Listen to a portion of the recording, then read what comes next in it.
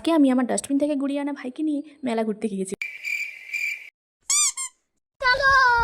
তো মেলায় ঢুকেই প্রথমেই আমরা প্রতিমা দর্শন করে নিলাম। আর এবছরের আমাদের থিম হলো গামছা দিয়ে প্রতিমা তৈরি। আর এই প্রতিমাটা এত সুন্দর বানিয়েছিল। Wow nice.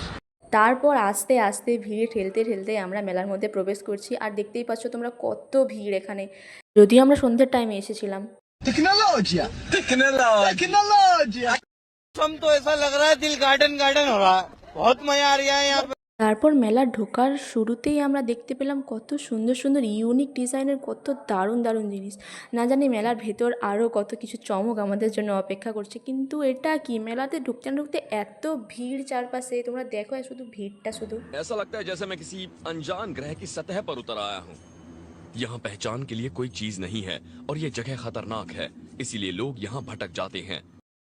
তারপর আমরা চলে গিয়েছিলাম কিছু কেনাকাটি করার জন্য। মাত্র 10 টাকার বিনিময়, কিছু কম হবে না, কিছু বেশি হবে না। এখানে এই কানের দুলটা আমার খুব পছন্দ হয়েছিল, তাই আমি ভাইকে পরে দেখাচ্ছিলাম যে ভাই দেখ কেমন লাগছে। ও বলল ভালো লাগছে, নিয়ে নে।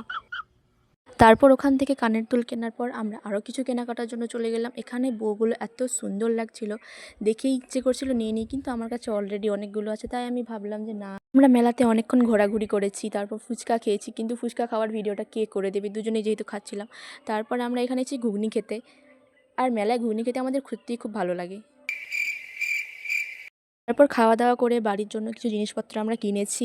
তারপর ভাবলাম যে চলো এবার বাড়ি যাওয়া দরকার, অনেক রাত হয়েছে। আর বেরোনোর সময় তোমরা ভিড়টা শুধু দেখো। সো আজকের জন্য এতটাই, টাটা।